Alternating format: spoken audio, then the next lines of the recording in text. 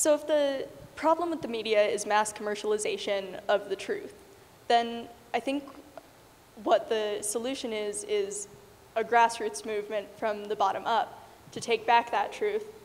And what New Moon Grrls does, the organization I work for, what we do as a part of that solution is to educate girls about what the media can be and to educate them to want more and demand more.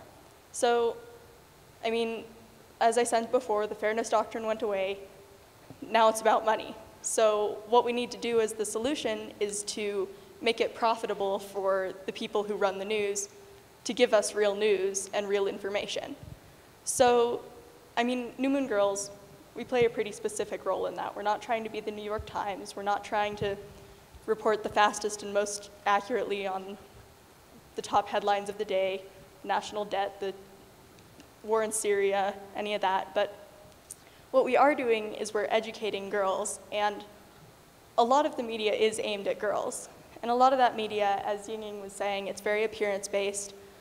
So when girls see the media, a lot of what they see is like, oh, well, the normal is I should be a pop star at age 10.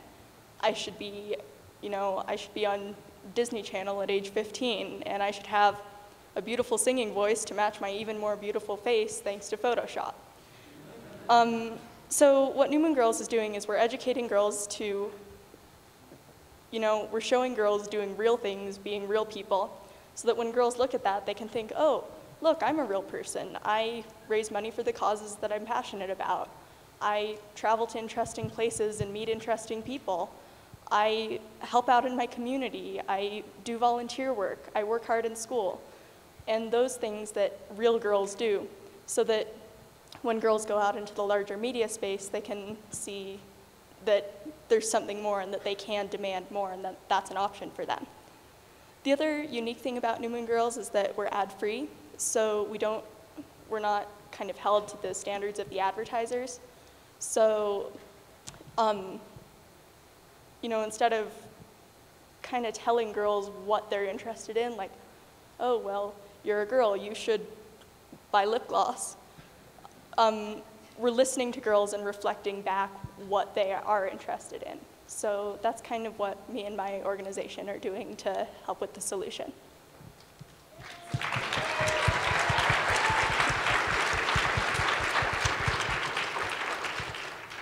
Yeah, at Real Grrls, they're working really hard towards the solution as well. It's a great organization that works with girls 9 to 19 to create media and create films. And through their workshops and through their classes, you learn really useful production skills and media literacy. And it creates this incredible environment where not only are they teaching you, but they are giving you the chance to feel empowered to be able to create. They're saying that your voice is important and your story deserves to be heard, which I feel like is super important. And it creates an environment where it's safe to be yourself and to tell your story.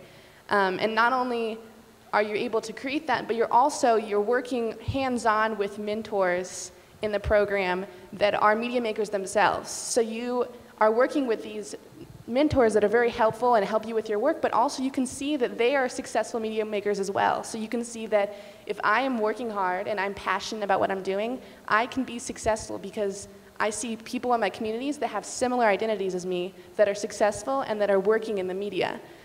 And that is something that's been really helpful for me, and I've been really passionate about being a part of the Real Grrls community because I've had access to be able to use all their equipment and use all their experience and all their workshops, but yet I've been able to feel more comfortable in my story, telling my story, and being confident as a media maker myself.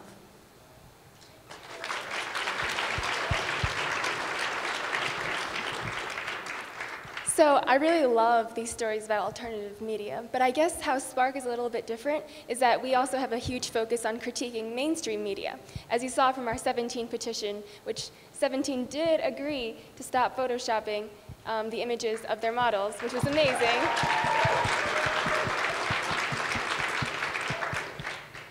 But But we also do a lot of other stuff. Like, we have a blog. You can check it out at sparksummit.com. And we also have these little action projects. So we have a Teen Vogue petition going on right now. And a project that I'm working on to challenge the sexualization of girls in the media is me and my friend Alice Wilder from North Carolina. We have a blog. It's called the 17 Teen Vogue Challenge. And so we are basically attempting to live exactly according to the rules of 17 and Teen Vogue for the month of April. And it's pretty hilarious. I have to get up early. I have to get up early every morning because I have to do my hair for like 40 minutes and then like put on makeup. And also they have some ridiculous flirting tips. I was supposed to bump into a guy and say, "Oh, sorry, I'm just such a klutz around cute guys." That didn't go so well. But we take these action projects to challenge the mainstream media because we think that change can come from them as well. And as long as magazines stop perpetuating these images of girls, did you know that after just 3 minutes of leafing through a fashion magazine, 3 out of 4 teenage girls feels guilty, shameful, and depressed? And that's what I've learned from this week, really, of trying to live by Teen Vogue, is that these mainstream media images need to be challenged. And that's what we're doing at Spark right now.